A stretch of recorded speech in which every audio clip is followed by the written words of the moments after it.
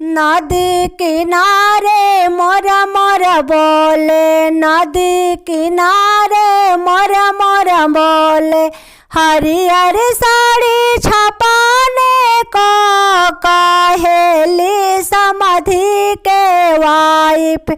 हम पहिरबो हरियर साड़ी कहेली समधि के सिस्टर। हम पहिरबो हरियर साड़ी कहेलन कवन समधि के खरीदी है हरियर साड़ी। कहेलन कवन समधि के खरीदी है हरियर साड़ी।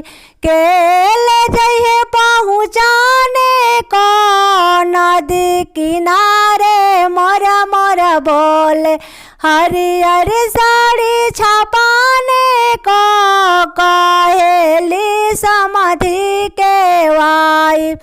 जहाँ देखोगी ऊंचा खाला तहाँ करोगी उठा बैठा। जहाँ देखोगी ऊंचा खाला तहाँ करोगी उठा बैठा।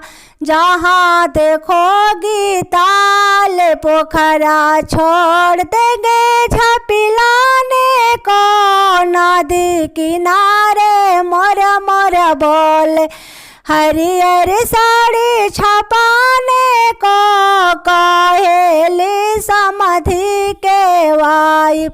हम पहिरबो हरियर साड़ी।